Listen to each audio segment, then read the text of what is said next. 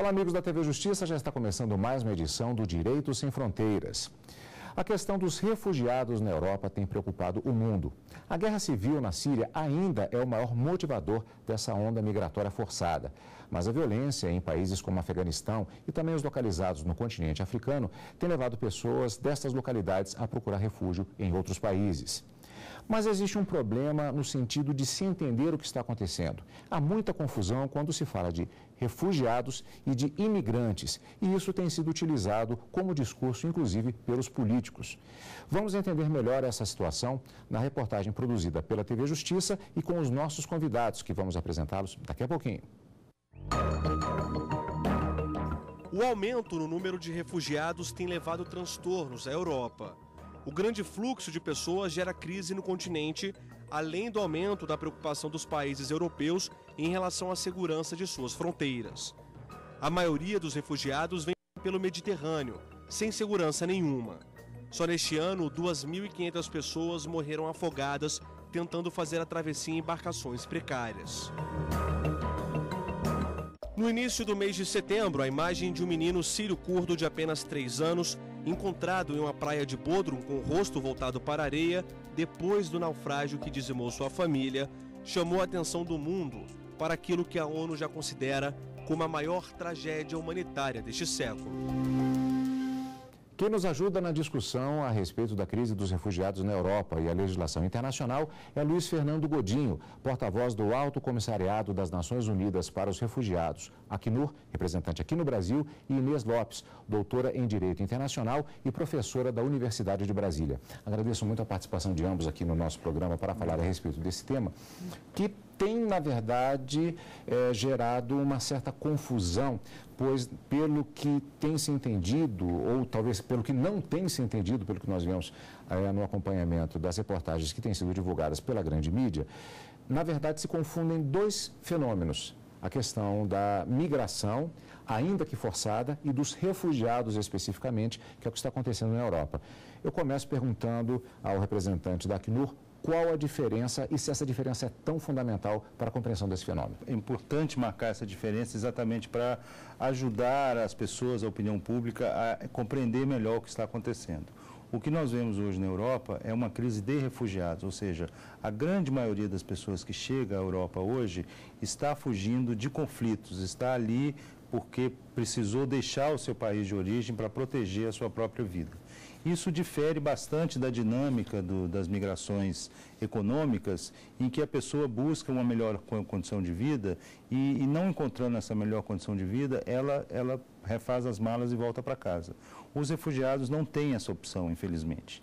E os países, por serem signatários dos tratados internacionais sobre o tema dos refugiados, têm obrigações específicas com essas pessoas que são diferentes daquelas em relação aos migrantes. Então, entender o que está vendo hoje como uma crise de refugiados ajuda a perceber a situação de uma maneira mais real e também a definir quais são as obrigações dos países em relação às pessoas que chegam hoje no Mediterrâneo e que adentram o continente europeu em busca de proteção, em busca de uma melhor condição para salvar suas próprias vidas. E com relação ao Estado, o Estado ele tem, de acordo com os tratados internacionais e com a Convenção de 1951, a obrigação de acolher os refugiados, eles têm o direito de fazer o pedido e esse Estado tem a obrigação internacional de acolhê-lo e de não devolver ao seu país de origem, porque ele foi forçado a deixar lá, que é diferente do migrante. Se o migrante entra numa condição ilegal,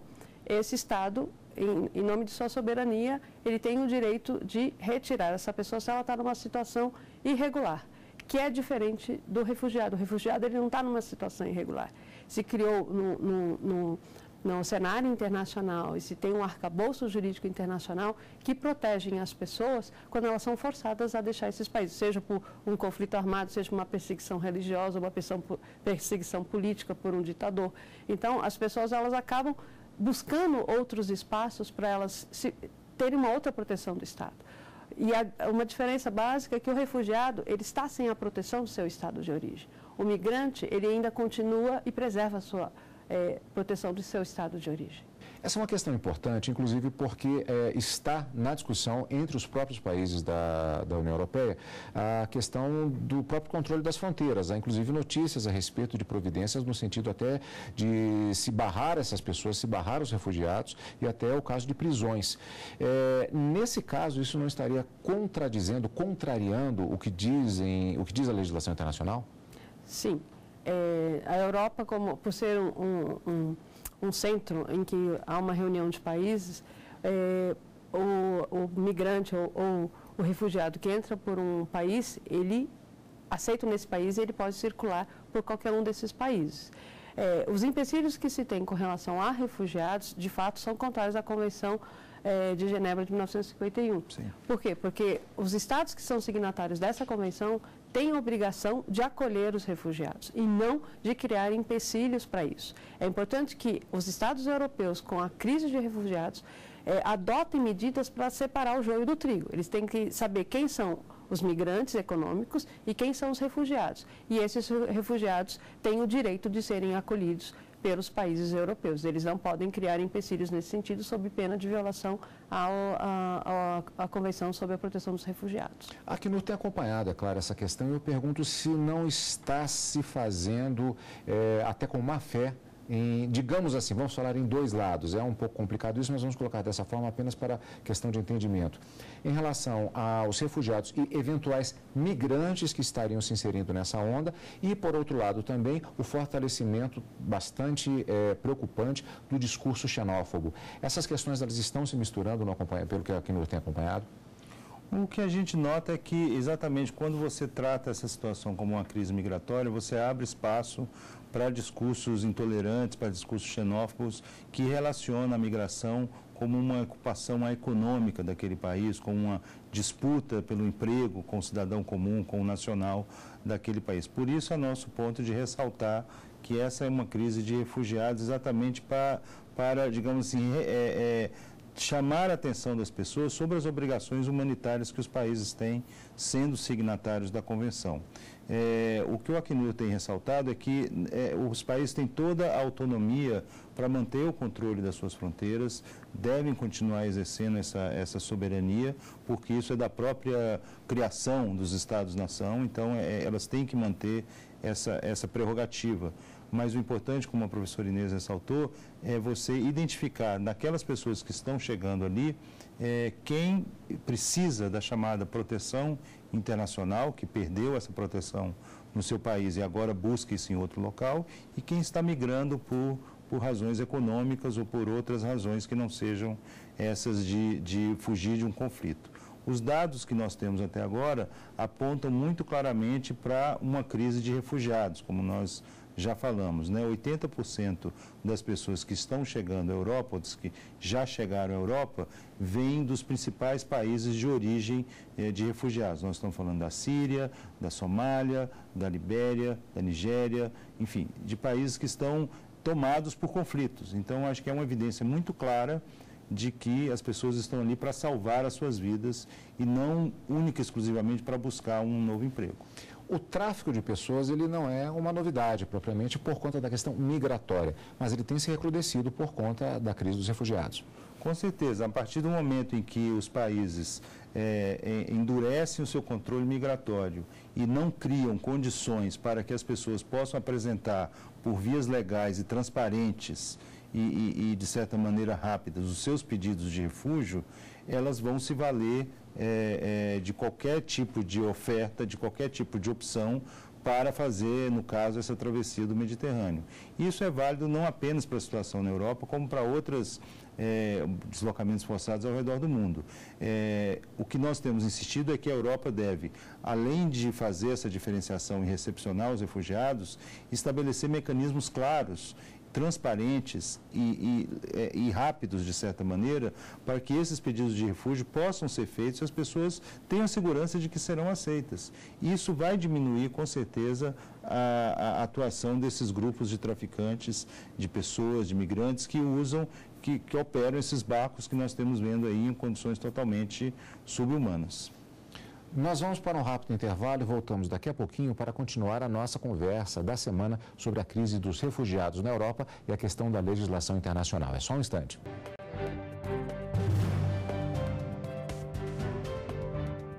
O Direito Sem Fronteiras está de volta com a nossa conversa da semana sobre a crise dos refugiados da Europa e a legislação internacional. Aliás, estamos falando a respeito de legislação internacional, mas na verdade é um fenômeno que envolve muitas questões, inclusive do ponto de vista governamental e político.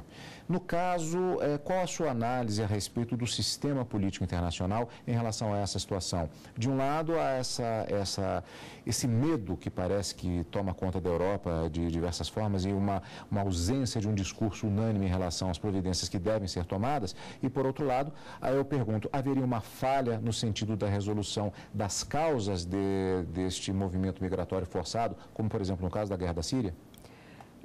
Particularmente, eu acredito que sim. A gente tem que pensar que o refúgio, né, a condição de refugiado, é uma consequência de alguma coisa que não funcionou bem. Então, essa migração forçada que se tem hoje para a Europa, desses refugiados que buscam uma nova forma de viver, porque na verdade eles não vivem, eles são excluídos de onde eles estão e já foram excluídos da sua origem e são excluídos até onde eles estão. Porque muitos não estão vindo direto da Síria, alguns já foram para o Líbano e do Líbano eles não foram acolhidos como refugiados como deveriam ter sido. Então eles buscam a Europa como uma alternativa de buscar uma solução para toda essa situação. E isso é reflexo do quê? Existe um sistema político internacional que é organizado pela Organização das Nações Unidas e você percebe que esse sistema político internacional não tem sido eficaz para a solução dos conflitos armados no mundo e nem de políticas que favoreçam a democratização em vários países, né? Infelizmente, ainda existem governos ditatoriais que precisam ser revistos, porque a gente sabe que a democracia é uma forma de garantir os direitos fundamentais das pessoas. Sociedades autoritárias, sociedades não democráticas, acabam perseguindo a grupos, seja por motivos religiosos, políticos, ou os conflitos armados também colocam as pessoas numa condição de vulnerabilidade. Outra questão também a gente passa por uma crise econômica mundial e a gente tem uma ordem econômica internacional que precisa ser revista de tal modo que todos os países se beneficiem. Porque nós temos pessoas que são refugiados decorrentes de conflitos armados, mas também por uma condição de situação em que o país ele não consegue se desenvolver plenamente, principalmente quando os governos são ditatoriais, há uma concentração de riqueza. Então é preciso que a gente tenha uma política internacional, não só voltada para os refugiados, mas voltado para a manutenção da paz e segurança internacionais, que esse é o objetivo principal das Nações Unidas. E, ao mesmo tempo, a gente fala em globalização. Nós temos a livre circulação de mercadorias, de capitais e serviços. Será que a gente tem livre circulação de pessoas? Porque o que a gente vê com o empecilho da entrada de um direito que é assegurado por convenções internacionais de refugiados, a gente vê que a globalização de pessoas é bem limitada. E aí, um ponto que se toca até na matéria, como foi colocada e apresentada, e como foi posto pelo Luiz também, é que as pessoas elas são refugiadas não por opção, elas se tornam refugiadas, elas se tornam vulneráveis. Então é necessário que haja uma proteção internacional dessas pessoas. Mas não existe uma autoridade central internacional. Cabe aos Estados, no exercício de suas soberanias e nas obrigações internacionais assumidas, fazer esse papel. E é o que a gente não vê. E cabem às pessoas, no sentido do princípio da solidariedade, todo mundo colaborar. Porque os refugiados hoje são sírios, são nigerianos, são afegãos, mas poderiam ser brasileiros. O Brasil mesmo é um país de migrações e foi um país também de refugiados quando recebemos vários europeus fugindo das duas grandes guerras mundiais. Aí tocamos numa questão bastante interessante, que é a própria questão cultural. Como a doutora falou a respeito da necessidade de colaboração de todos, mas nós temos visto justamente, insisto, na questão do discurso xenófobo. Existe a necessidade de um processo de esclarecimento até dessas questões da diferença entre migração e da situação do refugiado em relação às populações mesmo desses países que estão recebendo essas pessoas. As entidades governamentais ou não, elas têm uma preocupação no sentido de fazer esse tipo de esclarecimento. Como é que está sendo elaborado esse acompanhamento?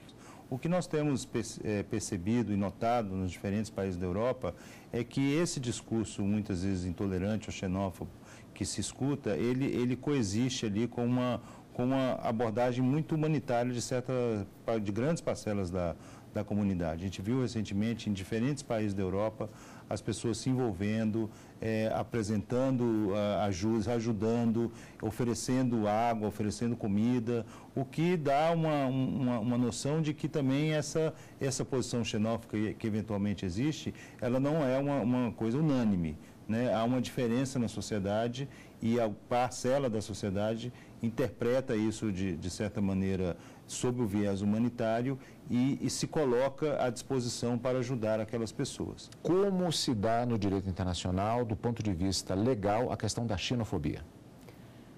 A xenofobia é condenada pelo direito internacional, porque nós temos vários instrumentos internacionais de direitos humanos que condenam qualquer tipo de discriminação, seja com relação à pessoa, raça, sexo, etc. Então, a origem de onde você vem, isso é um discurso que a Hannah Arendt já bem colocava. Toda pessoa é um ser político por natureza, ela tem o direito de pertencer a uma organização política, ou seja, ela tem o direito de pertencer ao Estado.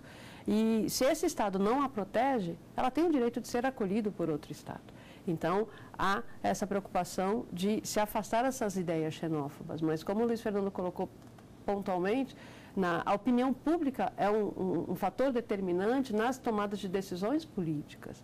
Então, essa solidariedade que são feitas pelos movimentos sociais, pelas pessoas que vão às ruas acolher esses refugiados, é uma forma de pressionar o poder público para que ele tome providências no sentido de realmente acolher as pessoas que precisam ser acolhidas por esses Estados. Não estamos pedindo favor, existe uma obrigação internacional de cooperar na ajuda aos refugiados. Então, se trata de uma cooperação internacional e isso só reforça. Discriminações com relação a pessoas de origens diferentes, isso pode ser passível, inclusive, de questionamento jurídico interno de cada país. E aí cada país é soberano para dizer, e caso isso também não seja resolvido, se houver discriminação por raça, por sexo, religião, o que for, se não forem resolvidos perante os tribunais dos Estados, nós temos aí a Corte Europeia de Direitos Humanos, que pode questionar a violação à Corte Europeia de Direitos Humanos em relação à discriminação por pertencer a um grupo, seja político, econômico, religioso ou de um país. Não deve haver discriminação. E a própria Constituição brasileira, ela diz, no artigo 5º, que os direitos civis são tanto dos nacionais, né, quanto dos estrangeiros. Então, a partir do momento que um refugiado é acolhido nessa sociedade, ele deve ser integrado e não simplesmente colocado na periferia e segregado da sua população. Na verdade, quando você acolhe um refugiado, é como se você acolhesse alguém dentro da sua casa e você deve acolher como uma pessoa que está ali para ajudar no espírito de solidariedade internacional.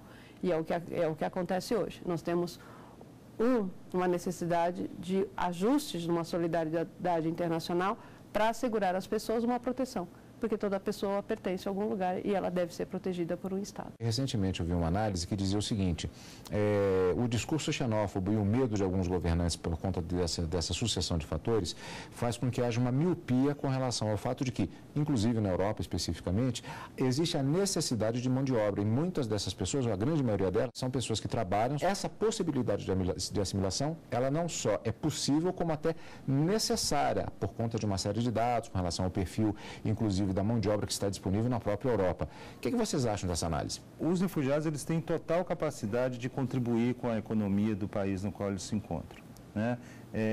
Existem, obviamente, em diferentes países toda uma discussão demográfica sobre o envelhecimento da sociedade ou, por exemplo, a necessidade de mão de obra em determinados momentos específicos. Isso tem muito a ver com a dinâmica da economia naquele país. Aqui no Brasil, por exemplo, nota-se claramente uma necessidade dessa mão de obra estrangeira, né, qualificada. O Brasil passa hoje por um processo que a Europa e os Estados Unidos passou alguns anos atrás, em que os brasileiros se recusam a fazer certos tipos de trabalho. Então, há também necessidade de pessoas que mesmo sem formação, podem prestar um serviço que é essencial à economia. Essa visão, digamos, mais econômica da contribuição que os refugiados podem ter ao país em que eles se encontram é extremamente válida e pode reforçar também essa necessidade de acolhimento que nós vemos hoje em dia. Esse é um ponto nevrálgico do problema dos refugiados, é o acolhimento. O acolhimento inicial vai ter custos iniciais de o Estado custear a estadia deles temporariamente? Tem.